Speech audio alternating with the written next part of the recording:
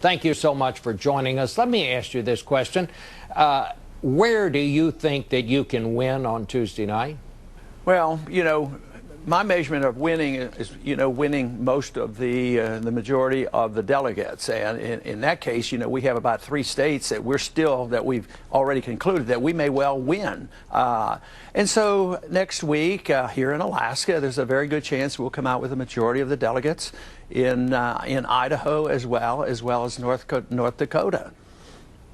Congressman, let me ask you this question, and I mean this as a serious question, and I mean it with respect. Are you in this to the end? Do you really think you could actually win the nomination, or is there a different purpose in your campaign and in your running?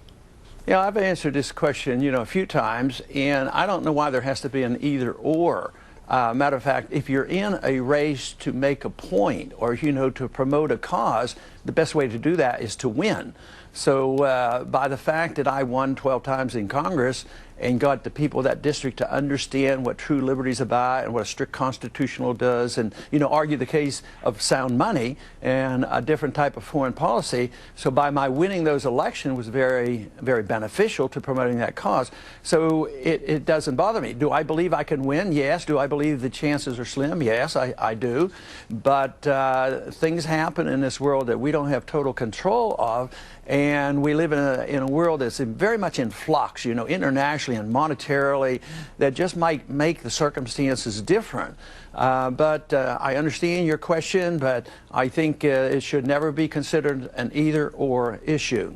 But I do take it from what you're just telling me this morning that your main purpose here is to make a point, to underline why you think the libertarian point of view is the way to go. So I take it what you're trying to do here is strengthen libertarians rather than your main objective being to win the nomination. Well, no, I said something different. I said both are mutual. But I think what bothers so many people who seem to be in a quandary over this is that they run into so few people who are in it for something other than just gaining power. See, I see what's happening in Washington, Republicans and Democrats. Everything is spent on gaining power because I don't see the difference in the foreign policy. Nothing changes, with the overseas adventurism. Nothing changes with the monetary policy. Nothing changes with the deficits. Nobody seems to care about personal liberties. So when you run into somebody, it gets confusing. You say, well, he cares a whole lot about the issues. He can't care about his power. No, I don't care about power, but I care about influence, and the best way you can influence a nation and move a nation is by translating this into political action that is successful. So believe me, the people who come and support me are very, very determined to win. Were you a little bit surprised last week when Rick Santorum said he thought you were just in this because you were in cahoots with Mitt Romney? And some have suggested that what you're trying to do here is create a situation where Romney might ask your son, Senator Rand Paul of Kentucky, to be his running mate. What did you make of that? Well, it sounds like he's trying to concoct a conspiracy, so I didn't know he was into the conspiracy business. Now, I think that's all created, but I think the media is fed on that because, they keep saying, is there a deal, is there a deal? And obviously not. He wouldn't do it, I wouldn't do it. And I think that's just Santorum trying to talk about something, and he didn't have any issues to attack me on, so he had to go after me on something as silly as that. This whole thing that the people down here in the lower 48 are talking about this morning, this fact that Rush Limbaugh apologized for calling the young woman from Georgetown who testified before Congress a prostitute because she testified in favor of government health care plans paying for birth control pills. He has apologized. Number one, what do you think about the fact that he apologized? And number two, does it kind of bother you when the campaign kind of wanders off into these social issues?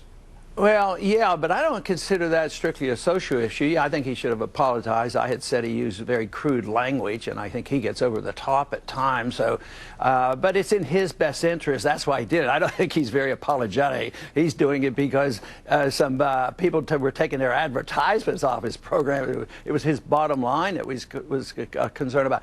Now, I don't see this.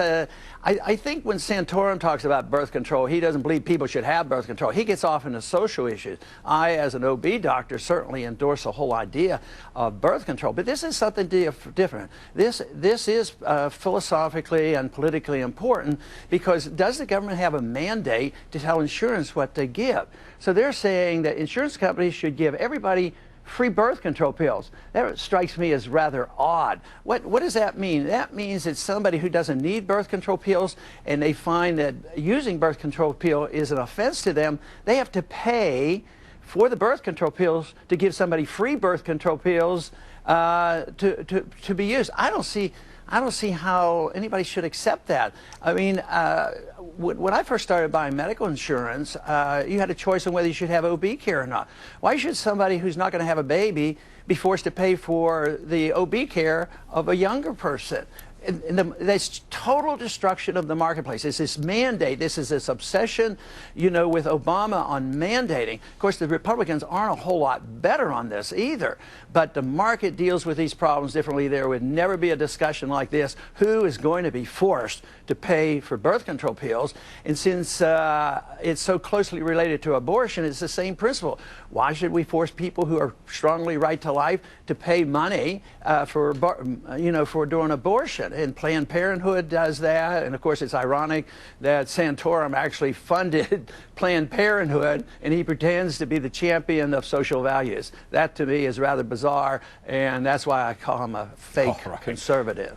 All right. Well, Congressman, it's always good to talk to you, and thanks again for getting up.